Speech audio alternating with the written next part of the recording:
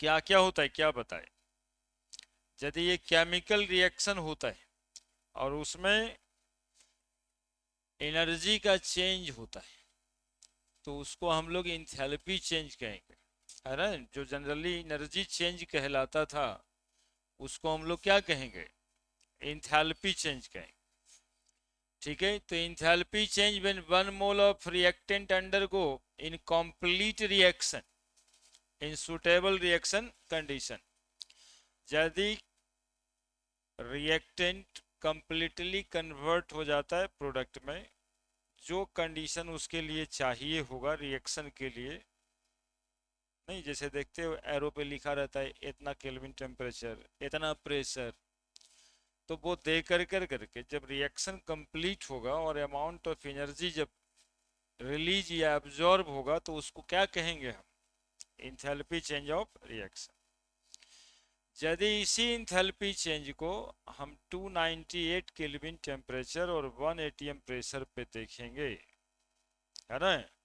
पहले रिएक्शन का जो भी कंडीशन है उस कंडीशन पे रिएक्शन हुआ और उस टेम्परेचर के बाद हम लोग किस टेम्परेचर पे उसको ले जाके देखेंगे, 298 केल्विन 1 एटीएम, तो उसी को हम लोग क्या कह देंगे, standard enthalpy of reaction.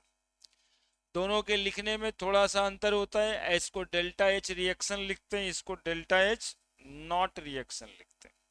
Clear है। अब लिखना सिखाए होंगे। इंथैल्पी चेंज यदि निगेटिव में आ जाए तो रिएक्शन को क्या कहते हैं, एक्सोथर्मिक।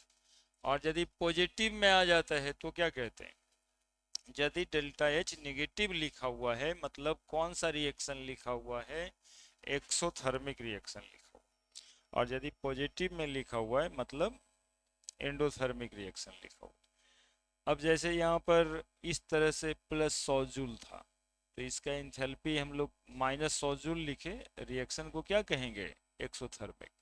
और यदि ये केमिकल रिएक्शन में इधर 100 जूल लगता है तो चूंकि ये मैथमेटिकल इक्वेशन के फॉर्म में लिखाता है तो इधर प्लस मतलब उधर माइनस, तो डेल्टा एच बराबर प्लस 100 जूल। रिएक्शन को क्या कहेंगे, एंडोथर्मिक रिएक्शन कहेंगे। अब बताए हैं हीट ऑफ रिएक्शन या इंथैल्पी ऑफ रिएक्शन किस किस बात पे डिपेंड करता है, यानी जो अमाउंट ऑफ एनर्जी रिलीज या एब्जॉर्ब होगा वो किस बात पे डिपेंड करेगा। तो पहला है physical state of reactant and product, किस स्टेट में रिएक्टेंट या प्रोडक्ट का फॉर्मेशन हुआ है। जैसे आप ये दो रिएक्शन देख सकते हो, हाइड्रोजन रिएक्ट विथ ऑक्सीजन यहाँ भी और हाइड्रोजन रिएक्ट विथ ऑक्सीजन यहाँ भी, लेकिन ये जो वाटर बना वो गैसियस स्टेट में बना और ये वाटर बना तो यहाँ पे एनर्जी चेंज हुआ है 57 किलो जूल रिलीज हुआ, जबकि यहाँ पे 63 kilo joule amount of energy release हुआ। तो ये रिएक्शन तो सेम ही था दोनों, लेकिन इसके फिजिकल स्टेट पे ये अमाउंट डिपेंड कर गया। ठीक है, आने enthalpy of reaction physical state पे डिपेंड करता है कि किस स्टेट में रिएक्टेंट या प्रोडक्ट बना है। दूसरा है एलोट्रॉपिक मॉडिफिकेशन, कार्बन जलाएंगे तो कार्बन के अलग अलग एलोट्रोप्स होते हैं, जो दो कॉमन एलोट्रोप्स है ग्रेफाइट और डायमंड। तो कार्बन ग्रेफाइट के फॉर्म में जलाएंगे तो उतना एनर्जी रिलीज होगा, कार्बन ही जलाए हैं लेकिन डायमंड के फॉर्म में जलाए हैं तो different amount of energy release होगा। यानी एक ही एलिमेंट के अलग अलग इलेक्ट्रॉप्स भी केमिकल रिएक्शंस में रहेंगे तो अमाउंट ऑफ एनर्जी अलग अलग हो जाए। अगला पढ़ाए थे नेचर ऑफ रिएक्टेंट, है ना। तो इस कितना एनर्जी रिलीज होगा ये डिपेंड करता है कि मॉलिक्यूल कौन सा है, किस नेचर का मॉलिक्यूल है। केमिकल बॉन्डिंग में पढ़े थे आयनिक मॉलिक्यूल है कि कोवेलेंट मॉलिक्यूल है कि पोलर कोवेलेंट मॉलिक्यूल है कि कोऑर्डिनेट मॉलिक्यूल है, ये सब बात पे डिपेंड करेगा तो कहेंगे नेचर ऑफ रिएक्टेंट। टेम्परेचर पे, है ना, तो डेल्टा एच बराबर फॉर्मूला था delta U plus N R delta T, तो डेल्टा टी यानी टेम्परेचर चेंज और यहाँ है delta H, whenever you change this it will get change. Pressure पे डेल्टा एच बराबर delta U P delta V, when you change the pressure enthalpy also change. ठीक है, अगला फिर आएगा thermochemical equation. ये chemical reaction in which all the reactant products are written in their physical state, temperature at which reaction occur.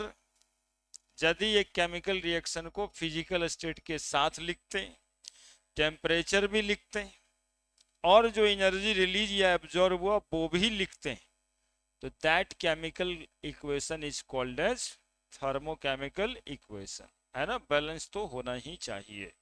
बस ये बताएं कि एक रिएक्शन जो लिखा रहता है, यदि उस रिएक्शन में रिएक्टेंट और प्रोडक्ट के क्या लिख दिया जाए, फिजिकल स्टेट, जिस टेम्परेचर पे वो रिएक्शन हो रहा है वो लिख दिया जाए, और अमाउंट ऑफ एनर्जी में बदलाव जो हुआ है वो लिख दिया जाए, तो सब मिला कर करके that chemical reaction is called as chemical equation. Clear है? आगे बताए हैं इंथैल्पी ऑफ फॉर्मेशन। बस वर्ड पे ध्यान दीजिएगा, फॉर्मेशन। यदि केमिस्ट्री का कोई सबस्टांस एक मोल फॉर्म कर जाए यानी बन जाए, तो उसको हम लोग कहेंगे enthalpy of formation. amount of energy enthalpy change when 1 mole of chemical substance is formed from their constituent particle, called as enthalpy of formation. When enthalpy of formation measured at HTP and the standard state of existence of reactant and product is known as a standard enthalpy change of formation. कहने का मतलब ये था कि एक मोल कोई substance बनाना है, कोई भी सबस्टांस बनाना है, तो उसके कंस्टिट्यूएंट पार्टिकल से बनाइए, जो अमाउंट ऑफ एनर्जी में बदलाव हो उसको कह दीजिए इंथैल्पी ऑफ फॉर्मेशन। ठीक है, जैसे कि आगे बनाए भी होंगे, मीथेन बनाना था हमको, कार्बन और हाइड्रोजन को रिएक्ट करवा दिए, मीथेन बन गया, तो इसमें जो अमाउंट ऑफ एनर्जी चेंज हुआ उसको हम लोग कह दिए एंथैल्पी ऑफ फॉर्मेशन। मान लिए थे x किलो जूल पर मोल। हमें इथाइल अल्कोहल बनाना है, तो इसमें लगेगा ना, कार्बन लगेगा, हाइड्रोजन भी लगेगा और ऑक्सीजन भी लगेगा, तो 2 कार्बन 3 हाइड्रोजन, हाफ फोटो, तो बन गया C2H5OH। Enthalpy of formation x kilo joule पर मोल। C6H6 बनाना है, तो हाउ इट प्रिपेयर, इस पे ध्यान नहीं देना है, कैसे ही बनता होगा लैब में, इस पे ध्यान नहीं देना है, मैथमेटिकल सोचना है। कार्बन लगेगा 6 हाइड्रोजन लगेगा 3 जोड़ देंगे, ये बन जाएगा, और जो अमाउंट ऑफ एनर्जी में बदलाव होगा उसको कह देंगे enthalpy of formation. Calculation of enthalpy change of reaction from enthalpy change of formation. अब ये एक न्यूमेरिकल सॉल्व करने का तरीका बताएं कि क्वेश्चंस में इंथैल्पी ऑफ फॉर्मेशन देगा और पूरे रिएक्शन का इंथैल्पी ऑफ रिएक्शन निकालना होगा, तो कैसे निकलेंगे? तो इंथैल्पी ऑफ रिएक्शन बराबर summation of enthalpy of formation of product minus summation of enthalpy of formation of reactant. अब जैसे प्रोडक्ट में C और D है, तो enthalpy of formation of C plus enthalpy of formation of, और ये जो छोटका C और D से गुना देख रहा होगा, ये नंबर ऑफ मोल है कि कितना मोल ये कितना मोल है, और उसी में से घटा देंगे enthalpy of formation of A into A, जितना मोल वहाँ स्टोइकोमेट्रिक कोफिशिएंट होगा, enthalpy of formation of B into small b। यहाँ पर लिखे होंगे कि कौन क्या है, इंथैल्पी ऑफ रिएक्शन पढ़ेंगे इसको, ये summation of standard enthalpy of formation of product पढ़ेंगे, और इसको summation of standard enthalpy of formation of reactant पढ़ेंगे। इसके बाद क्वेश्चन करवाए हैं कि enthalpy change for the reaction निकालना था, इस रिएक्शन का एंथैल्पी ऑफ फॉर्मेशन दिया हुआ था इसका। ठीक है, तो वही जोड़ दिए घटा दिए, बस खाली जोड़ घटाव ही तो है, ये क्वेश्चन था, और एंथैल्पी ऑफ फॉर्मेशन दिया हुआ था, है ना। तो एंथैल्पी ऑफ रिएक्शन निकालने के लिए सब कुछ जोड़े और फिर क्या किए, घटा दिए। ठीक है, क्वेश्चन लिखवाए होंगे। नाउ अगला, एंथैल्पी ऑफ कंबशन।